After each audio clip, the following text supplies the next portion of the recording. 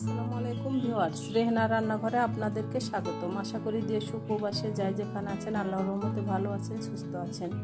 আজকে আমি আবার একটা দারুণ মজার রেসিপি নিয়ে চলে এসেছি। আজকে আমি ডিম আলুর ডাল রান্না করে দেখাবো। এখানে আমি আলু নিয়েছি 4টে। আলুগুলাকে আমি সিদ্ধ করে ছিলে নিয়েছি। এবার আলুগুলাকে আমি এক সাইডে রেখে দেবো। এখানে আমি 3টা ডিম নিয়েছি।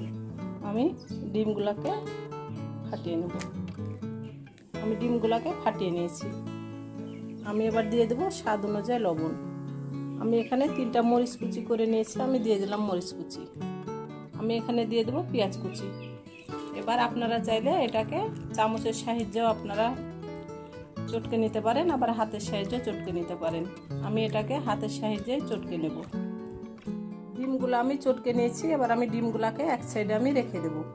এবার আলুগুলোকে আমি চটকে নেব। আলুগুলাকে আমি আধা ভাঙ্গা করে নেব। এটা আমি বেশি চটকাবো না। এটা আপনার আধা ভাঙ্গা করে নিলেই আপনার আলুর ডালটা খেতে বেশি মজা লাগবে। আলুগুলো আমার চটকানো হয়ে গেছে। তাহলে চলুন কথা না বাড়িয়ে কিচেনে যাওয়া যাক। চুলায় আমি কড়াই বসিয়ে দিয়েছি, গ্যাসটা আমি অন করে দিয়েছি। এবার আমি দিয়ে দেবো তেল। এখানে আমি দিয়ে দেবো রেগুলার তেল, সয়াবিন তেল। আমি হাফ কাপ তেল দিয়ে দিলাম। তেলটা আমার গরম হয়ে গেছে। আমি এবার দিয়ে দেবো ডিম। আমি একসঙ্গে ডিম দিয়ে দিলাম। ডিমটাকে আমি ছড়িয়ে দেব। এই পিসটা কাঁচা অবস্থায় থাকতে ডিমটাকে আপনাকে উল্টিয়ে নিতে হবে। ডিমটাকে আমি উল্টিয়ে নেব, তাহলে আপনার ডিমটা খুলে যাবে না। আমি এবার ডিমটাকে পিস করে কেটে নেব। ডিমটা আমার পিস করা হয়ে গেছে। আমি এখানে 3টা ডিমের 5টা পিস করে নিয়েছি। আমি এবার ডিমগুলোকে উঠিয়ে নেব। আমি ডিমগুলোকে উঠিয়ে নিয়ে ফিরে আসতেছি। গ্যাসটা আমি অন করে দিয়েছি। ডিম ভেজে যে তেলটা রয়ে গেছে সে তেলের মধ্যে আমি দিয়ে দিলাম আবার রেগুলার তেল, সয়াবিন তেল। এখানে আমি 1 কাপ তেল দিয়ে দিলাম। আমি এবার দিয়ে দেবো গরম মশলা। এই গরম মশলাটা অবশ্যই দিতে হবে, যেহেতু আমরা ডিমটা ভেজে রান্না করতেছি। আমি দিয়ে দেবো 2টা দারচিনি, 2টা সাদা এলাচ, 3টা লং, 2টা তেজপাতা। আমি এবার দিয়ে দেবো পেঁয়াজ কুচি। এখানে 1 কাপ পেঁয়াজ কুচি আছে, আমি দিয়ে দিলাম। এবার পেঁয়াজটাকে আমি ব্রাউন কালার করে ভেজে নেব। পেঁয়াজটা আমার ব্রাউন কালার হয়ে গেছে। আমি এবার দিয়ে দেবো আদা বাটা 1 চামচ, রসুন বাটা 1 চামচ। আদা রসুনটাকে আমি 20 থেকে 25 সেকেন্ড ভেজে নেব। আদা রসুনের একটা যে কাঁচা গন্ধ আছে তাহলে সেটা চলে যাবে। আদা রসুনটাকে আমি 20 থেকে 25 সেকেন্ড ভেজে নিয়েছি। এবার আমি দিয়ে দেবো গুঁড়া মশলা। এখানে আছে মরিচের গুঁড়া 1 চামচ, হলুদের গুঁড়া 1/2 চামচ, ধনিয়ার গুঁড়া 1 চামচ, স্বাদ অনুযায়ী লবণ। আমি গুঁড়া মশলাগুলো দিয়ে দিলাম। এবার আমি দিয়ে দেবো অল্প করে পানি, গুঁড়া মশলাগুলো যেন পুড়ে না যায়। এবার মশলাটাকে আমি 2 থেকে 3 মিনিট ভালো করে কষিয়ে নেব। আপনি যতই তেল দেন, মশলা দেন, আপনি মশলা কষাবেন না, আপনার তরকারিতে স্বাদ আসবে না। আপনি অল্প তেল মশলা ব্যবহার করেন, আপনি মশলাটাকে 2 থেকে 3 মিনিট ভালো করে কষিয়ে নেবেন, আপনার তরকারির অসম্ভব স্বাদ আসবে। মশলাটাকে আমি ভালো করে 2 থেকে 3 মিনিট কষিয়ে নিয়েছি। দেখুন আমার তেলটা ছেড়ে দিয়েছে। আমি এবার দিয়ে দেবো আলু। আলুগুলো আমার দেওয়া হয়ে গেছে। আমি এবার দিয়ে দেবো টমেটো। এখানে মাঝারি সাইজের 4টা টমেটো আছে, আমি দিয়ে দিলাম। আমি এবার ভালো করে আলু আর টমেটোটাকে 5 মিনিট আমি কষিয়ে নেব। আলু টমেটোটাকে আমি ভালো করে 5 মিনিট কষিয়ে নিয়েছি।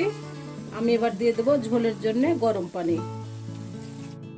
আমি দিয়ে দিলাম 1 কেজি ফুটান্ত গরম পানি। আপনার গরম পানিটা দিলে তরকারির স্বাদটা অসম্ভব মজা হবে।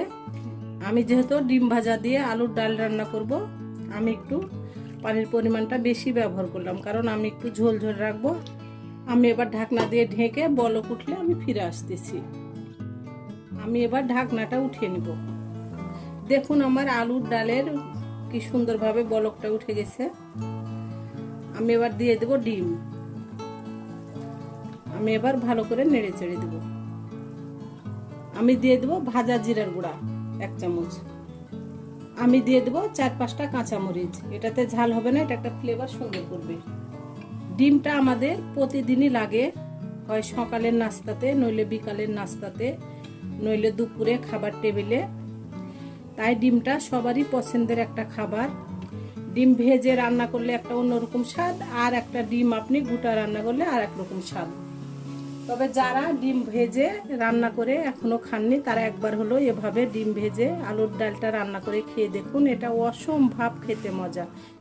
এটা উত্তরবঙ্গের একটা বিখ্যাত খাবার আলুর ঘাঁটি। কেউ মাছ দিয়ে রান্না করে, কেউ ডিম দিয়ে রান্না করে, কেউ মাংস দিয়ে রান্না করে। এটা একটা উত্তরবঙ্গের একটা ঐতিহ্যবাহী একটা বিখ্যাত খাবার। আমি এবার ঢাকনা দিয়ে ঢেকে আরো কিছুক্ষণ রান্না করে নিব। কিছুক্ষণ পরে আমি ঢাকনাটা উঠিয়ে নিলাম। আমার রান্নাটা প্রায় হয়ে এসেছে। আমার রেসিপিগুলা যদি ভালো লাগে তাহলে আমার ভিডিওগুলা দেখার অনুরোধ রইল। যদি ফেসবুক থেকে দেখেন তাহলে অবশ্যই একটা ফলো দিয়ে দেন।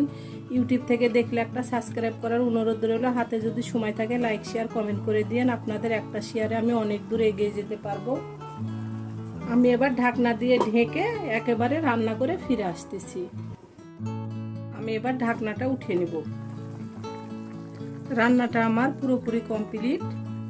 এটা আপনার এভাবে রাখতে হবে, নইলে আপনার আলুতে ঝোলটা টেনে নেবে। দেখুন ডিমগুলো আমার কিভাবে ফুলে উঠেছে। এই ডিম দিয়ে আলুর ডালটা রান্না করে একবার হলো খেয়ে দেখুন। এরকম যদি একটা তরকারি থাকে গরম ভাতের সঙ্গে তাহলে আপনার অন্য আর কোনো তরকারি লাগবে না।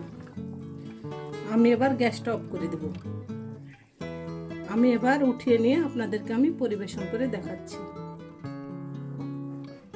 হয়ে গেছে আমার পরিবেশন করা। আশা করি আমার রেসিপিটা অবশ্যই ভালো লাগবে। যদি ভালো লাগে তাহলে আমার চ্যানেলটিতে লাইক কমেন্ট শেয়ার করতে ভুলবেন না। বেশি বেশি করে সাবস্ক্রাইব করার অনুরোধ রইল। তাহলে আজকের মতো এখানে বিদায়। আবার অন্য কোনো রেসিপি নিয়ে আসবো। সবাই ভালো থাকবেন। আল্লাহ হাফেজ।